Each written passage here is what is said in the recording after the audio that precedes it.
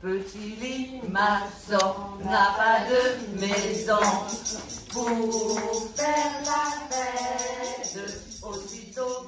Aujourd'hui, nous avons inauguré la maison multi-accueil. Cette maison multi-accueil, c'était l'ancienne gendarmerie qui avait été désaffectée depuis 2007 et que nous avons incluse dans un projet particulièrement ambitieux qui regroupe la crèche avec 80 berceaux, qui regroupe la médiathèque. Nous avions un embryon de bibliothèque de 6 000 ouvrages, aujourd'hui nous en avons 21 000. Nous avons, cette médiathèque est tournée vers le numérique. Il y a des DVD, il y a des ordinateurs.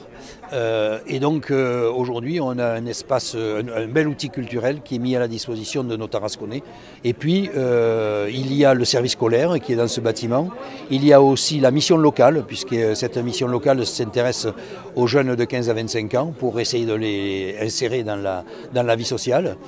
Et donc c'est un bâtiment qui constitue, que l'on a appelé le lien, parce que c'est l'acronyme de littérature, intergénérationnelle, éducation et numérique. Et puis nous avons inauguré le boulevard Gambetta juste devant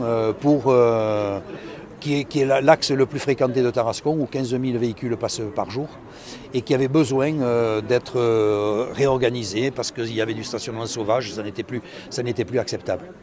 Et puis la maison du Bel Âge avec le pôle administratif devant lequel nous sommes, où on avait vraiment besoin de mettre cet outil aussi que propose le département à destination des gens du Bel Âge pour permettre d'être en direct avec les services du conseil départemental et puis de les soutenir dans leur démarche administrative, déclaration d'impôts, recherche de carte d'identité et autres.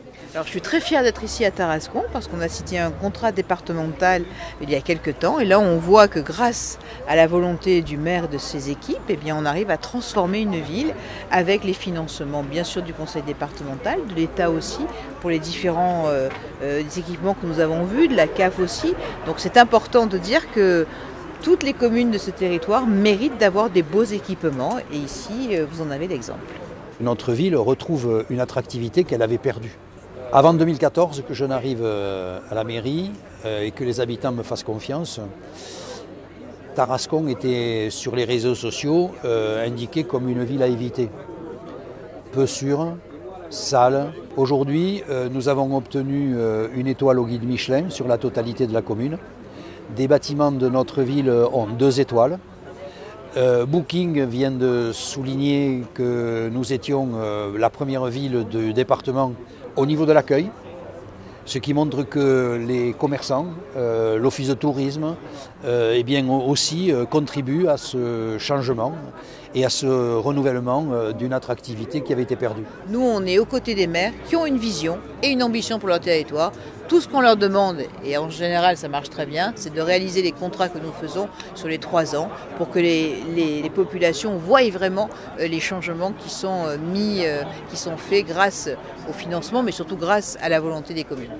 Le théâtre a déjà été inauguré et nous y avons fait 4 millions de travaux. C'est une ancienne chapelle des Dominicains qui a été à la fin du 19e siècle réhabilitée et adaptée à un théâtre. Et ce théâtre avait besoin d'être refait et nous l'avons refait et nous avons aujourd'hui un joyau, un théâtre à l'italienne qui est magnifique.